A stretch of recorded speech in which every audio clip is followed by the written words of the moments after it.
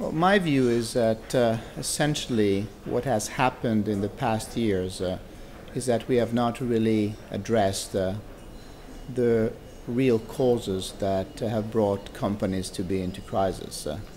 And essentially, a lot of the first and second round financing or refinancing or restructuring has been considered more a financial restructuring rather than what is indeed the real problem and fundamental problem that the Western economies today face, which is industrial restructuring.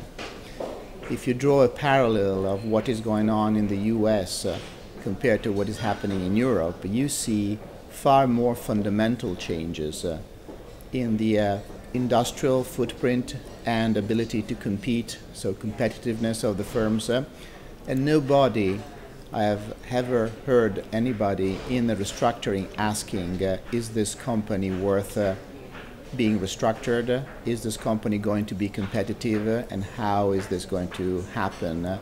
Ahead of thinking which kind of capital structure that company, once restructured, can support. I guess that for the same exact reason, which is the lack of tackling the real reason for the crisis, there will be more and more crises forthcoming. It is essentially a systemic issue. To what extent in a global market companies are indeed able to compete. That is, can be described in several different ways. You have certainly over-leverage, over-indebtedness, which is one of the resulting issues coming out of the easy money prior to 2008. But there is also a much more fundamental lack of competitiveness.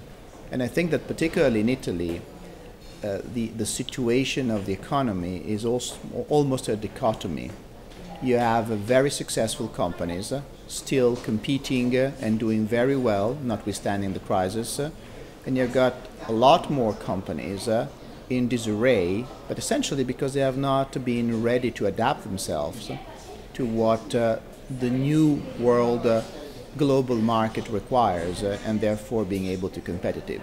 Unless you start addressing these problems, which is capital structure, which is governance, which is managerial skill set, which is obsolescence of ideas and products, you will not get a fundamental solution to the crisis.